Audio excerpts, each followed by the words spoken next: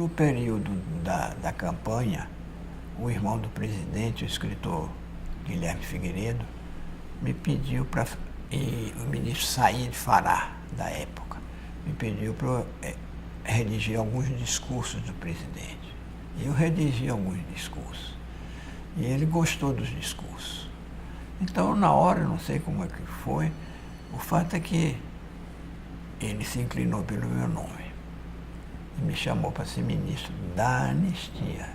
A lei era da anistia, foi ali que o Geisel e o Golbery deixaram. Então, eu aceitei e acreditei que era para fazer anistia. E fiz a anistia. Mas isso me criou conflitos sérios. Eu sou um professor da Faculdade de Letras da Universidade Federal do Rio de Janeiro. Na época ela chamava catedrático por concurso, hoje se chama titular. E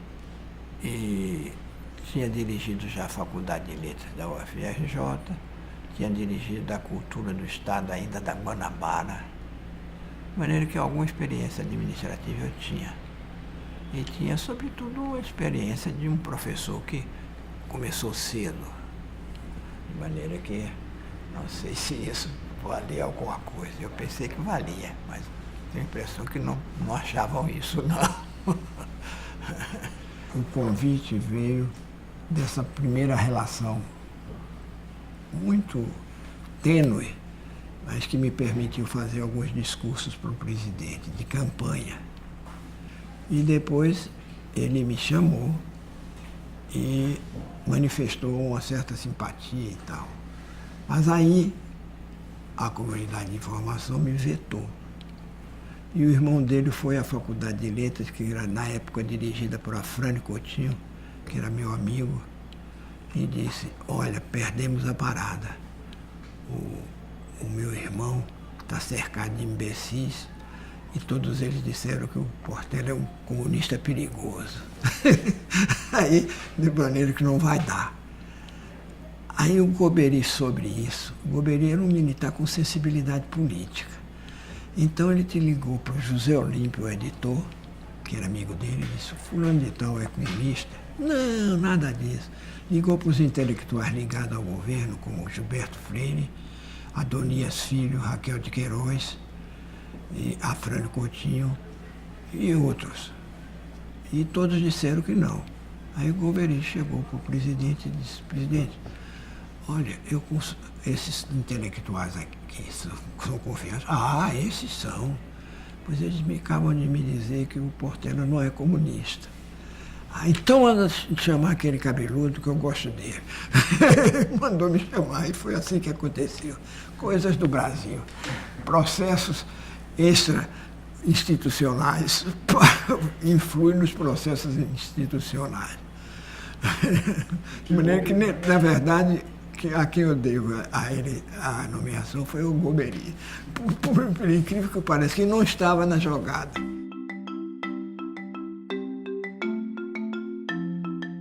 Era um ministério de proporções quase inadministráveis, porque era educação, cultura, esportes e ciência e tecnologia. Ciência e tecnologia, porque não havia ainda Ministério da Ciência e Tecnologia, e o Mário Henrique Simons, que era o ministro do Planejamento, que era um homem muito sério, muito desprendido, podia ficar no planejamento dele, mas ele preferiu, ele achava que a pesquisa científica se faz no Brasil basicamente na universidade, então ficou na educação. Eram portanto, quatro ministérios. Num período difícil, período de transição democrática, já havia uma lei, eu ia ser o ministro da anistia, mas tive sempre a oposição dos setores de segurança do governo, sobretudo o SNI e o general Medeiros, que toda vez que eu anistiava alguém, era uma celeuma tremenda, e quando eu ia nomear um reitor ou alguma coisa assim, no dia que eu anistiei Darcy Ribeiro, eu tive um sério conflito com a comunidade de informações. O Darcy tinha vindo do exterior, estava seriamente doente, veio até morrer depois, e o general Medeiros achou que eu não deveria anistiá-lo. Eu disse a ele que eu, como cidadão brasileiro, como bacharel em Direito e como procurador, eu tinha a obrigação de conhecer as leis do meu país. Eu anistiei na forma da lei não só Darcy Ribeiro, mas todos os brasileiros na mesma situação. Ele não entendeu nada disso, achou que era um absurdo. Coisas da vida, né? Eu partia do princípio que a educação é um motor do desenvolvimento. Mas a educação de qualidade, tanto que eu criei uma espécie de slogan, pedagogia da qualidade. Compreendeu? Porque faltava realmente um apuro maior em termos de qualidade. Ao mesmo tempo, eu entendia que a educação e a cultura deviam marchar unidas, porque para mim a cultura é a educação transescolar, enquanto a educação é a cultura escolarizada. E um dos motivos da nossa crise é que falta cultura à educação e falta educação à cultura. De maneira que isso gerava alguns obstáculos que aquela nova estrutura não permitia a gente avançar da medida do possível, porque eu contava com a comunidade acadêmica, sempre não tive nenhum problema com estudantes, me dava muito bem com os estudantes, eu procurei fazer uma administração de diálogo constante, mas eu tinha a comunidade de informações acompanhando os meus passos e bloqueando as minhas ações. De maneira que não foi fácil administrar nem me levar adiante esse projeto de educação de qualidade para um desenvolvimento global, um desenvolvimento que pudesse até se relacionar com outros ministérios. Por exemplo, eu tinha um acordo com o Ministério do Interior no projeto Rondô. Pertencia ao Ministério do Exterior, mas fizemos um convênio e nós é que operávamos o projeto Rondô. Essas interfaces eu procurei desdobrar o máximo que pude. De maneira que, se mais não pude fazer, é que as circunstâncias às vezes não permitem. Uma proposta no sentido de pensar a educação como um todo, não fatiar a educação.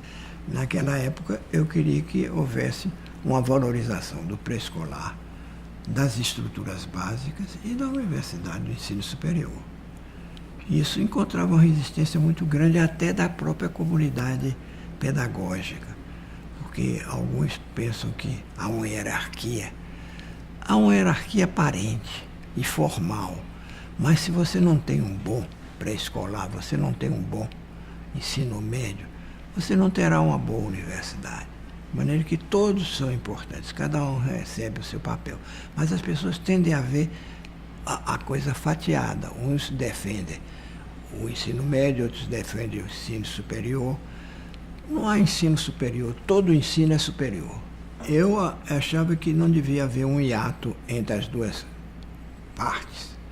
Compreendeu? Você está no ensino superior, mas deve estar preocupado com o ensino médio, porque é ali que formam os alunos. A população de alunos é formada ali. Se você não cuida do ensino médio, você não vai cuidar do ensino superior, porque as pessoas chegam esgotadas ou desestimuladas no ensino superior. E o próprio ensino superior, mal pago, também desestimula os professores. Eu cheguei até a pedir para priorizar também o pré-escolar. Os pedagogos de plantão, eles tinham dificuldade de aceitar, porque eles diziam, mas o pré-escolar não pertence ao sistema formal de ensino. Eu dizia, eu não pertenço ao sistema formal, mas é capaz de decidir a sorte do sistema formal. Fiz até uma frase de efeito, deliberadamente, que eu dizia o seguinte, a pós-graduação começa no pré-escolar. Isso causou uma certa celeuma, porque não entenderam. Mas eu queria dizer que não se deve fatiar o processo educacional. Corta aqui, corta ali.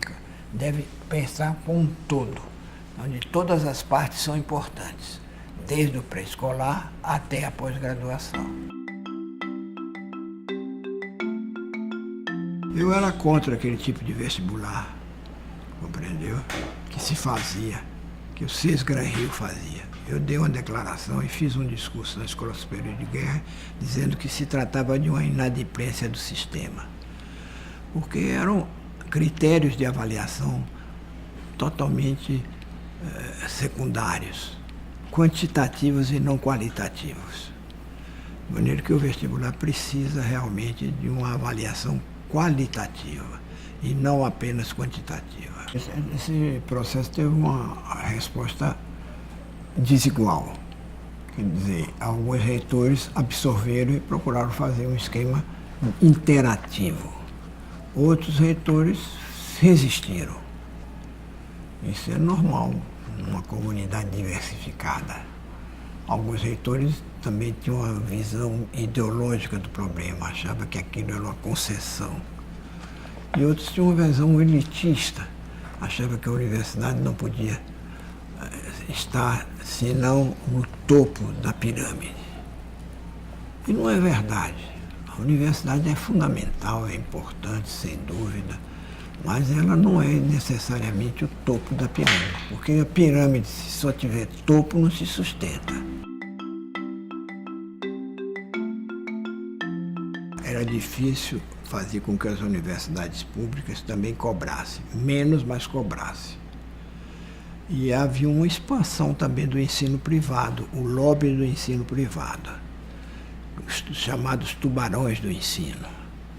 E eles não queriam mexer na cota, no patrimônio, nas contribuições. O ensino privado, naquela época no Brasil, se alimentava muito de dinheiro público. Era privado entre aspas, porque o dinheiro era público. E aí não dava, porque você não podia expandir, não podia aumentar a qualidade, porque não havia dinheiro, não havia como financiar, e a qualidade foi sendo sempre renegada, porque realmente a ênfase não é na qualidade, é na quantidade. Então se diz, a universidade passou a abrigar tantos mil alunos. O problema não é esse, a universidade passou a ministrar que ensino? É um ensino qualitativo, digno de uma universidade, ou é um faz de conta? Então, o problema não é quantitativo, é qualitativo. Mas tem uma tendência nos educadores de certa faixa, que é o empreendedorismo, é uma palavra que está de moda. Mas o empreendedorismo gera modelos apoiados nas relações de custo-benefício. Não há preocupação qualitativa. E a educação não pode ser subordinada à relação custo-benefício. De maneira que os empreendedores, que me perdoem, mas não é por aí que passa a qualificação da educação ou a educação qualificada.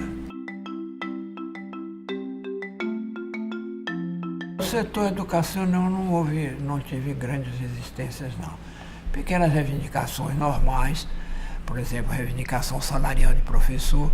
Uma das itens que eu considero fundamental é a remuneração do professor. Enquanto não houver remuneração adequada de professor, você não pode esperar um ensino de qualidade. O professor não ganha dinheiro hoje nem para comprar livro. E as unidades não têm bibliotecas atualizadas. Como é que o professor vai fazer? Tirar da cabeça o conhecimento? Só não basta. A cabeça opera um conhecimento existente, mas não cria, por si só, as necessidades do saber. Qualificar os professores e começando pela qualificação salarial. Porque se o professor ganha mal, ele não tem condições de exercer a sua profissão, está desestimulado, como acontece hoje. Você vê um desestímulo general, as pessoas não estão querendo mais ser professor. O professor virou uma profissão quase abandonada. De maneira que eu não encontrei receptividade na área financeira, porque o ministro da Fazenda era articulado também com os órgãos de informação, que era o Delfim Neto. Eu saí até numa polêmica com ele e fiz uma frase que repercutiu muito na imprensa, porque eu disse que ele era o único gordo mau. Porque, em geral, os gordos têm fama de serem bons, né? E ele não era um cara que cortava as coisas. De maneira que foi... Mas a convivência com professores e alunos foi muito boa. O setor econômico estava bem afinado com o SNI. E a impressão que eu tinha é que eles achavam que financiar a educação e a cultura era contribuir para a subversão. Então os orçamentos eram altamente contingenciados, cortados. Eu tive pouco orçamento, muito pouco orçamento. Mas deu para fazer alguma coisa. Quando houve um conflito sério, foi quando eles me pediram, o SNI, articulado com o reitor, que obedecia as ordens, não minhas, mas da comunidade de informação, quis fechar a Universidade Federal Rural do Rio de Janeiro. E o SNI pediu para eu fechar, porque os alunos... Porque havia uma greve normal. Eu disse que eu não tinha vindo, saiu nos jornais da época, para fechar a universidade, mas para abrir a universidade. Isso gerou mais um conflito meu com a comunidade de informações. Tudo era subversão. Essa palavra subversão era um slogan de aplicação generalizada. É isso que outros ministros, felizmente, não tiveram, esse problema desse embate imediato. A primeira geração de ministros estava confrontada com uma mentalidade, uma cabeça de Ministério da Informação. Quando eu iniciei Darcy Ribeiro, eu fui levar o presidente que ia viajar para a Argentina e ele me tratava muito bem, formalmente, cordial. Então ele me disse: ministro, eu posso pedir para o senhor ter uma conversa com o ministro Medeiros? Eu disse: pois não. Quando eu fui sair no aeroporto, eu me bati com o ministro Medeiros e disse: ministro Medeiros, o presidente me disse isso. Ele disse: ah, sim, como é que o senhor quer que faça? Eu disse: quer que eu vá ao seu ministério? Eu disse: não, eu vou ao seu. O meu ministério tinha atores em greve, professores em greve, estudantes. Eu entro lá com o general Medeiros, eu estava liquidado. Meu cacife ia cair violentamente. Não, eu vou lá. Fui. Quando eu cheguei lá, eu disse: olha, ministro, está havendo uma coisa muito séria, o senhor anistiou Darcy Ribeiro. Eu disse: eu não anistiei Darcy Ribeiro. Aí ele puxou uma portaria, porque ele tinha um cara lá no meu ministério, que era do SNI. Puxou e disse: e quem assinou essa portaria? Eu disse: eu. Mas eu assinei para todos na mesma situação legal. De maneira que esses obstáculos existiam de uma forma muito ativa naqueles momentos, que era o momento da abertura, mas as cabeças pensantes, as cabeças não pensantes do governo estavam habituados aos regimes de exceção. Eu convivi com o veto. Administrar a educação, na época, a administração e cultura, era se preparar para conviver com o veto. E o veto foi de uma pontualidade impressionante. Até para organizar uma comissão de prêmios, prêmio de poesia, concurso de poesia. Se botasse 3 nomes mais assim, esse cara é subversivo.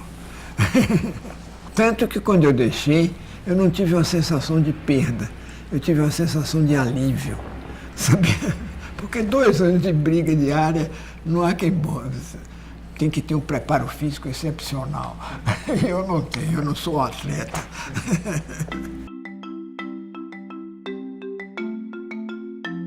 Eu tive que fazer um discurso no Congresso Nacional.